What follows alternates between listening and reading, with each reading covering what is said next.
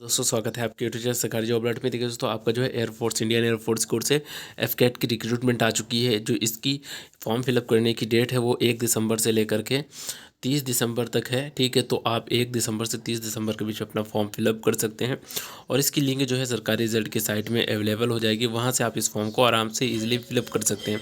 तो यहाँ पर देखिए बहुत सी बातें होने वाली हैं कि आपकी इसमें सैलरी कितनी होगी और आप इसमें किस क्वालिफ़िकेशन के थ्रू आप फॉर्म को फिलअप कर सकते हैं, एज लिमिट क्या होगी, बहुत सी चीज़ों पर हम बात करेंगे। उससे पहले अगर चैनल में नए हैं तो चैनल को सब्सक्राइब जरूर करें, जिससे कि गवर्नमेंट जॉब से रिलेटेड हर एक जानकारी आपको मिलती रहे। तो सबसे पहले मैं बता दूं कि यहाँ पर जो भी अनमेरिड बच्चे हैं वही इसको फॉर्म को फिलअप कर सकते हैं।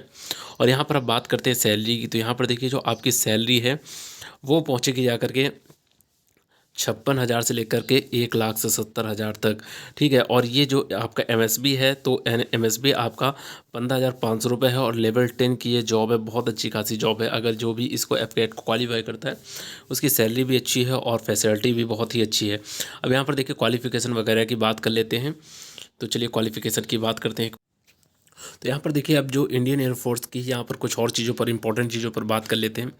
तो यहाँ पर देखिए आपका जो है इंपॉर्टेंट डेट की अगर बात करते हैं तो ये फॉर्म आप जो है 1 दिसंबर से भर सकते हैं और 30 दिसंबर तक इस फॉर्म को आप भर पाएंगे। 1 से 30 दिसंबर के बीच में आप कभी भी फॉर्म भर लीजिए।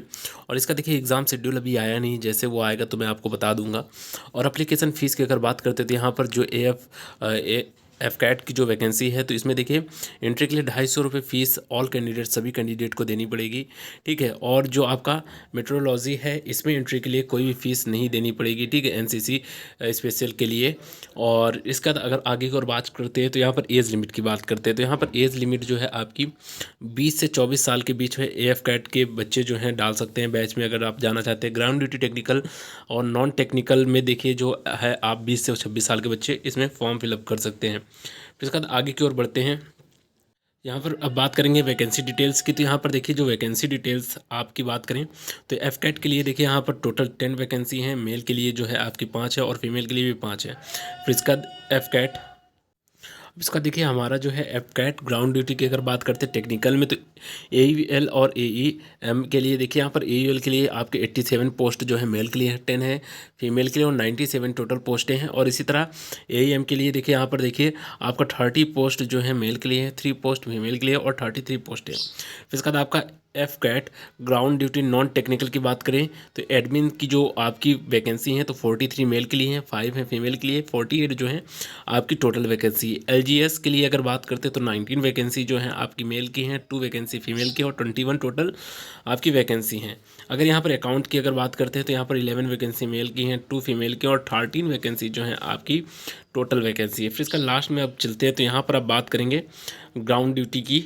तो यहाँ ग्राउंड ड्यूटी नॉन टेक्निकल की अगर बात करते हैं तो यहाँ एजुकेशन आपके लिए अगर बात करें ब्रांच का, और इसका इसमें पोस्ट जो है आपकी 8 हैं, मेल के लिए फीमेल के लिए 2 हैं और इसके बाद 10 आपकी टोटल पोस्टें हैं। फिर इसका मेट्रोलॉजी की अगर बात करते हैं तो यहाँ पर मेट्रोलॉजी में आपकी जो है 7 पोस्टें मेल की हैं, 2 पोस्टें फीमेल की और टोटल 9 पोस्टें हैं। यहाँ पर एनसीसी स्पेशल जो एंट्री करेंगे फ्लाइंग के लिए उनके लिए देखिए 10% जो सीट हैं वो एक तरह से वैकेंसी को रिजर्व कर रखा गया है।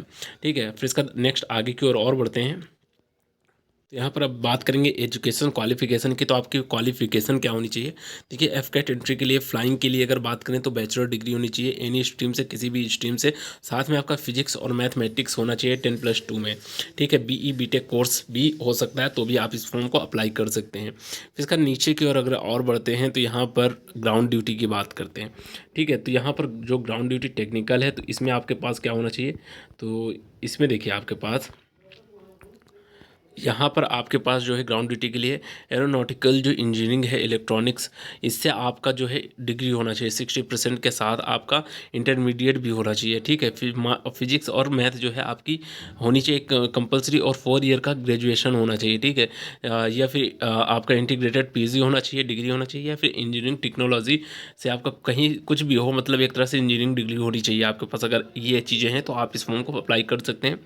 फिर इसके बाद है एरोनॉटिकल इंजीनियरिंग मैकेनिकल। तो यहाँ पर भी देखिए आपके पास जो है 60% मार्क के साथ फिजिक्स और केमिस्ट्री में 10+2 में होना चाहिए इंटरमीडिएट में और या लेवल में, और 4 ईयर की इंजीनियरिंग होनी चाहिए, टेक्निकल डिग्री होनी चाहिए आपके पास, तभी आप इस फॉर्म को भर पाएंगे। ठीक है, फिर इसका नेक्स्ट आगे की ओर और बढ़ते हैं। तो यहाँ पर देखिए तो यहाँ पर देखिए आपका जो है ground duty non technical eligibility details हैं। यहाँ पर देखिए एडमिनिस्ट्रेशन की अगर बात करते हैं तो यहाँ पर आपके पास बैचलर डिग्री होनी चाहिए, किसी भी स्ट्रीम से हो, और 60% मार्क होने चाहिए।